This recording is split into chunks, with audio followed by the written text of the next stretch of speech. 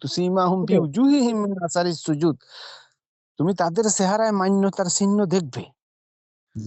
তারা তোমার আশেপাশেই আছে, তুমি তাদেরকে প্রথমে বলছে তুমি তাদেরকে দেখবে, আবার বলতেছে তুমি তাদের চেহারায় এটা ফুটে উঠবো।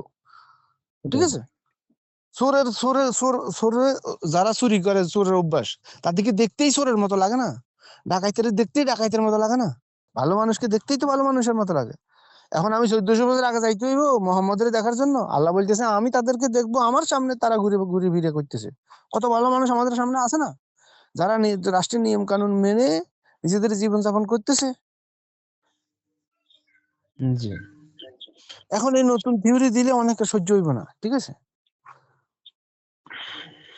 কারণ আমি তারা মোহাম্মদের তার কাছে, তার বাড়ির ভাষা আনি দিছি, তার আশেপাশে আনি না দিছি। 1400 বছর আগে খুঁজতে খুঁজতে খুঁজতে খুঁজতে পাই নাই জীবনে, তো সেখানে অভ্যস্ত হয়ে গেছে। বাপদাদা খুঁজি আইছে, পাই নাই। বাপদাদারে রসগোল্লা খাওয়াইছে হুজুররা, এখন তারেও খাওয়াইতেছে। আরে ভাই, আমি তো রসগোল্লা তোমার ঘরে আনি দিলাম।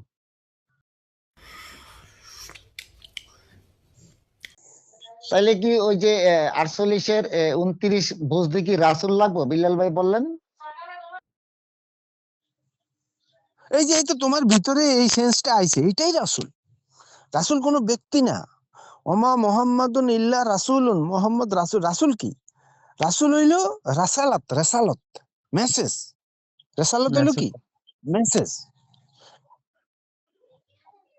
আসলে আমরা রাসূল বলতে রাসেল, রাসেল যদি হইতো, রাসালা ইয়ারসেলু রাসেল ফাহু, রাসালা ইয়ারসেলু রাসূলুন ফাহু রাসেলুন। রাসেল হইলো বার্তাবাহক, আর রসুল হইলো কি? একটা মেসেজ। এই যে আমি সঠিক মেসেজটা বুঝলাম, এটাই বার্তাবাহক। এটাই শুধু এটাই আমরা ধরে নিতে পারি উনি হলো বার্তাবাহক। হ্যাঁ, বার্তাবাহক। ওনার উপর বার্তাটা আসছে, পৌঁছা দেওয়ার দায়িত্ব ছিল ওনার, উনি দায়িত্ব পৌঁছানোর দায়িত্বটা উনি নিয়েছেন। উনি কেডা?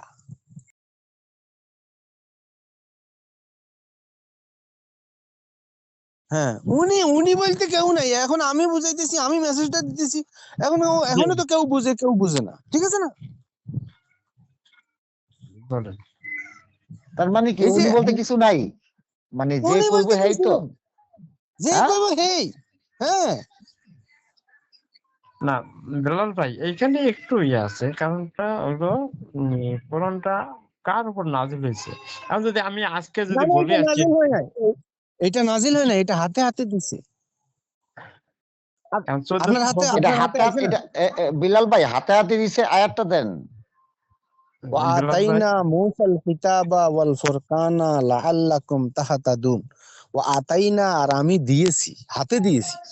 وآتينا موسى, আমি মুসার হাতে সূরা দিয়েছি। নাম্বার, আয়াত নাম্বার, সূরা নাম্বার, আয়াত নাম্বার।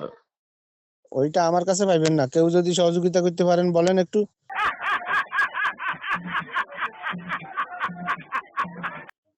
যে আমরা এটা জানি, পূর্বে যে সমস্ত কিতাব নাযিল হয়েছে তার সত্যায়নকারী হিসেবে আমাদের কোরআন মজিদ। কিন্তু এটা কোরআন না তো ভাইয়া, এটা তো কোরআনই না, এটা তো হইলো আলিফ লাম মিম যালিকাল কিতাব।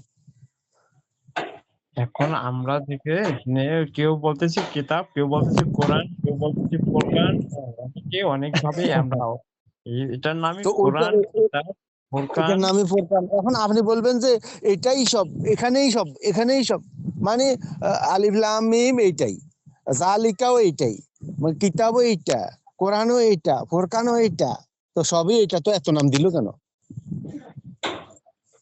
আপনার তো কোরআনের অনুসারী, আপনাদের বুঝাইতে যদি এতক্ষণ লাগে।